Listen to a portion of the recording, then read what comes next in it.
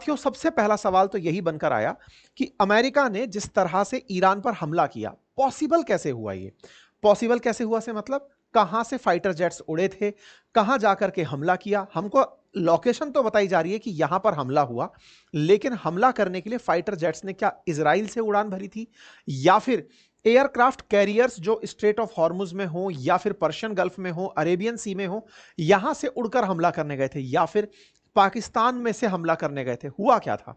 हुआ यह था कि आज अमेरिका के फाइटर जेट्स सुबह अल सुबह उड़े थे अमेरिका से ही, और अमेरिका से उड़ते हुए अब आप देखने वाली बात यह है, कहा जा रहा है कि लगभग 37 घंटे का पूरा की पूरा ट्रेवल प्लान था इन लोगों का। खैर जो भी है, लेकिन चर्चा आप दूरी से नाप सकते हैं।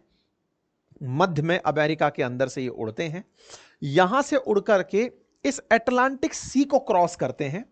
पूरा पूरा अटलांटिक सी क्रॉस होता है। अटलांटिक सी के क्रॉस होने के बाद में जिब्राल्टर स्ट्रेट को क्रॉस करते हुए मेडिटेरेनियन सी को क्रॉस करते हैं। समुद्र ही समुद्र के ऊपर ये वाले फाइटर जेट्स चलते जा रहे हैं।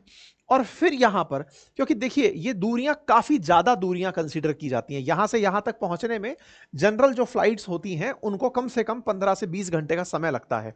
ऐसे में आपका फाइटर जेट उड़ रहा है, हमला कर रहा है, और फिर लौट के भी वापस आना है, तो ये 37 घंटे के आसपास का मीडिया में न्यूज चल रहा है कि इतने घंटे का ट्रेवल टाइम था। एनीवे, यहां से फाइटर जेट्स उड़ते हैं, व्हाइटमैन एयरफोर्स बेस है अमेरिका में, वहां से ये बॉम्बर जो हैं ये उड़ते हैं।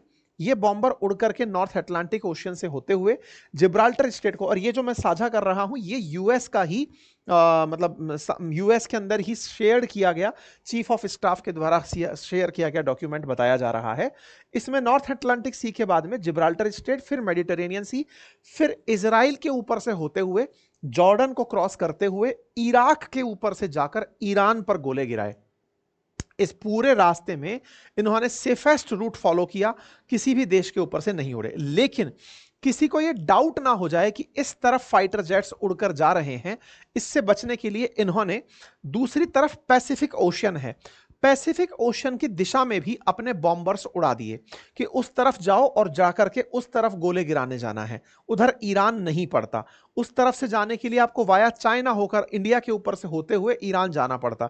इन्होंने दूसरी तरफ से उड़ा करके लोगों को भ्रमित किया कि हम ऐसा करने जा रहे हैं। यह अपेक्षित नहीं था कि इतना लंबा रूट लिया जाएगा, इतना लंबा रूट लिया गया। दूसरा, ये जब फाइटर जेट्स उड़ते हैं तो ये बहुत ज्यादा फ्यूल भी कंज्यूम करते हैं। ऐसे में पूरे रास्ते कुछ और ऐसे हवाई जहाज उड़ते रहे जो फ्यूल के सप्लायर थे, यानी कि इन फाइटर जेट्स में चलते चलते में ही फ्यूल भरा गया। इसमें बहुत बड़ी चीजें आपको जो देखने की हैं वो ये हैं कि चला इनको पायलट ही रहे थे।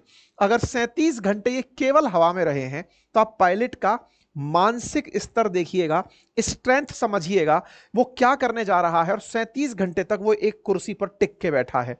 ये समझने वाली बात है, मतलब तमाम प्रकार की चीजें हैं। एनीवे, रास्ते में पूरी तरह ये जो हवाई जहाज उड़ रहे हैं ये फ्यूल को रिफ्यूल करने वाले फाइटर जेट्स के अंदर हवाई जहाज थे, और इस तरह से ये यहां पर पहुंचते हैं।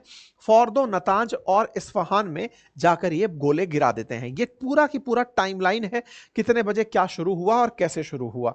कहा जा रहा है कि इस 18 घंटे, इसमें कई जगह 37 घंटे लिखा जा रहा है आने जाने के बारे में, कई जगह 18 घंटे लिखा जा रहा है कि ये पूरा की पूरा जो मिशन था ये 18 घंटे के अंदर चला था।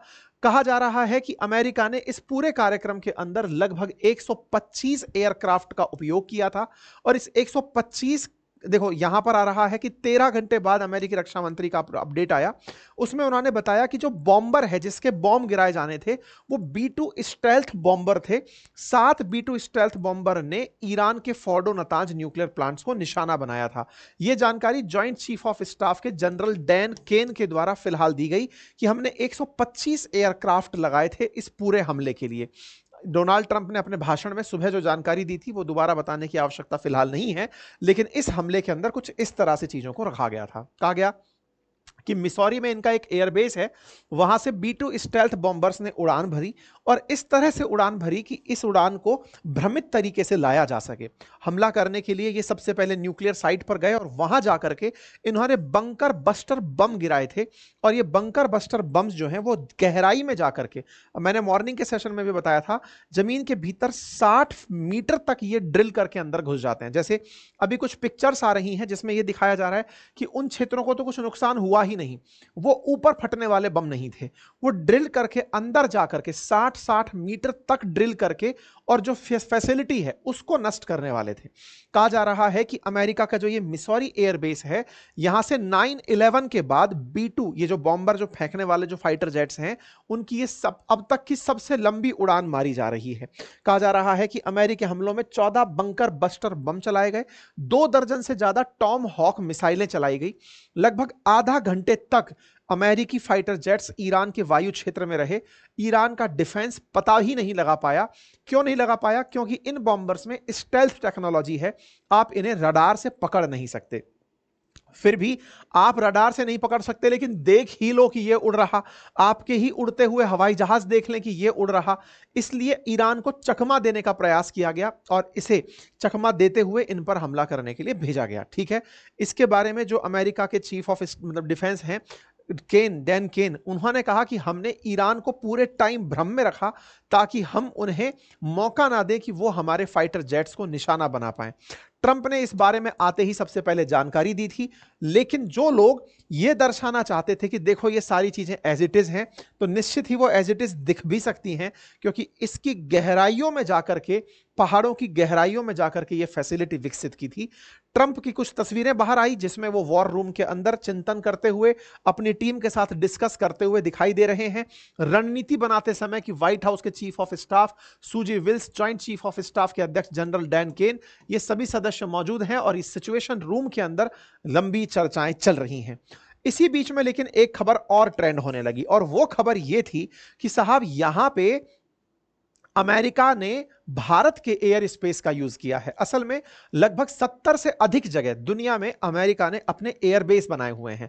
बनाने को उसने अपने एयरबेस और अपनी जो सेना की फैसिलिटीज हैं, मतलब एयरबेस 70 से अधिक, इसके न्यूक्लियर डिफेंस एस्टेब्लिशमेंट आप बोल सकते हैं, होने को वो गल्फ के देशों में भी हैं, सऊदी, कतर, यूएई। लेकिन डर इस बात का था कि अगर यहां से उड़ करके हवाई हमला करने कोई जाएगा तो हो सकता है कि ईरान इन देशों को यह कहते हुए कि तुमने उसको अकोमोडेट क्यों किया, तुम पर हमला कर सकता है। लेकिन फेक न्यूज फैलाए जाना शुरू हुआ कि इंडिया ने अपना एयर स्पेस यूज करने दिया अमेरिका को इस हमले के लिए। देखिए, इसमें एक बात समझने योग्य है और वो ये है कि ये आया ही मेडिटेरेनियन सी होते हुए था और आकर के ईरान के ऊपर, पर्शियन गल्फ के ऊपर से उड़कर गोला फेंका है। तो पहला तो पॉइंट ये है कि भारत उस तरफ पड़ता ही नहीं है, लेकिन लोगों ने सोशल मीडिया पर इस बात को बढ़िया तरीके से उठा दिया। इतना तक न्यूज चलने लग गया कि इंडिया का एयर स्पेस यूज हुआ था। खूब जबरदस्त तरीके से लोग ट्रोलिंग पे उतर आए कि इंडिया ने ईरान के खिलाफ अपने एयर स्पेस को यूज होने दिया। बाद में पीआईबी ने इसका फैक्ट चेक करते हुए कहा कि नहीं भैया, कोई इंडिया का एयर स्पेस यूज नहीं हुआ है।